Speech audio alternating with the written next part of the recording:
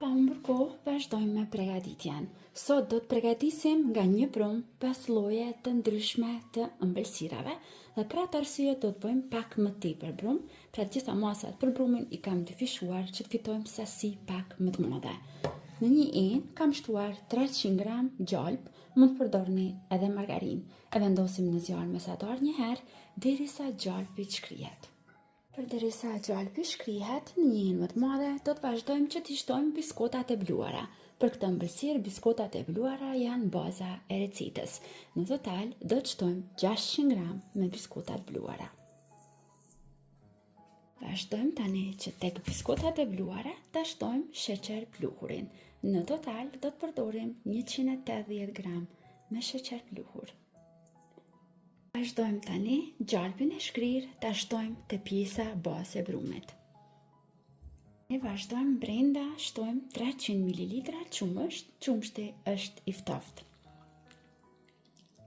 Vazhdojmë tani përzijemi mirë derisa të fitojmë një masë të mirë homogjene. Tani brumin që përgatitëm vazhdojmë ta ndajmë në 4 pjesë të barabarta për ta bërë në shije të ndryshme. Te pjesa e parë e brumit do të shtojmë 50 gram me ara të bluara. Vazhdojmë përzijemi me lugë që të përzihen mirë dhe të vazhdojmë t'i japim formën.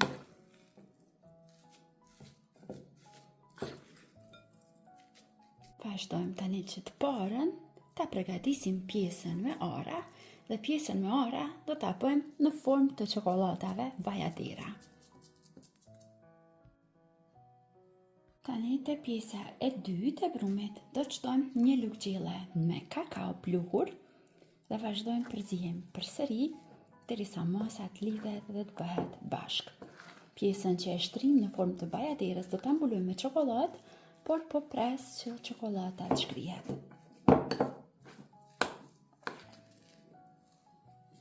Pjesën e brumit që e bëm me kakao do t'i bëjmë në forma rëmbullake. Pasi t'i japim formën e mirë, do t'i rrotullojmë në biskota të bluara.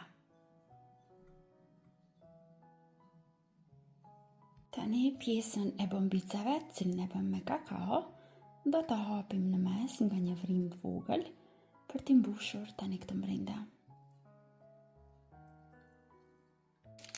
Ndërsa për mbushjen do të përdorim Nutella.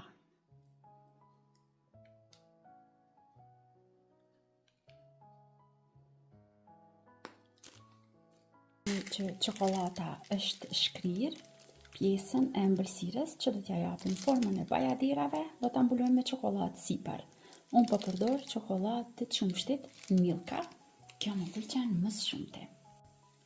E përhapim në mënyrë të barabartë mbi tërë sipërfaqen e ëmbëlsirave dhe lejojmë që të ftohet dhe të shtrëngohet në frigorifer diku për 10 minuta.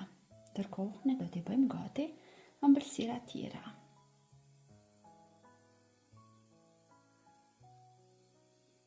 Tani vjen rradha për pjesën e tretë. Pjesën e tretë do ta bëjmë me shije të kokosit.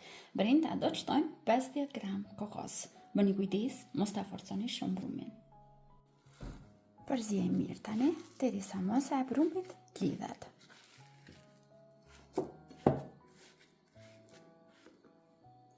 Tani këtë pjesën me kokos do ta bëjmë në forma rëmbullake përsëri, por brenda do ta mbushim. Dhe unë sot do t'i mbush ato me zhile bombona. Do t'i marrim në pëllëm të dorës, do t'i hapim dhe brenda do të shtojmë nga një zhile bombon dhe do ta mbyllim mirë. Nëse ka nevojë, shtojmë edhe pak brum dhe e lëmojmë mirë në dorë. Vazhdojmë dhe rrotullojmë në kokos.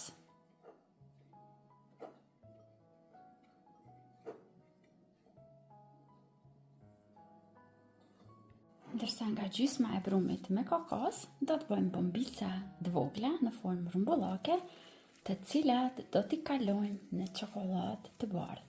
Në këtë mënyrë do të fitojmë më shumë forma. Dhe tani pjesën e bombicave do të dekorojmë me çokoladë të bardhë të shkrirë.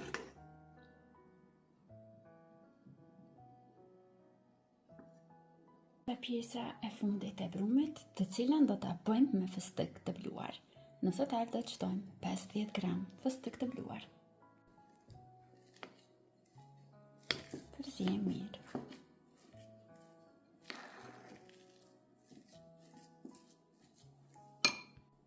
Tani vazhdojmë marrim nga brumi me fëstëk, ju japim formë rrumbullake. Nëse keni dëshirë, mund t'i bëni me ara ose me lajthi, nëse nuk doni që t'i bëni me fëstëk. I rrotullojmë përsëri në pak fëstëk të bluar dhe i shtrojmë anësh në një pjatë ku kemi shtuar letër përpjekje. Përsëri do t'i hapim në mes, sepse do t'i mbushim me krem fëstëku. Tani tek pjesa me fëstëk që e bëm me fëstëk, shtojmë krem fëstëku, por kremin e fëstëkut e kam shkrirë, që të qëndron kështu i rafsht tek ëmbëlsirat.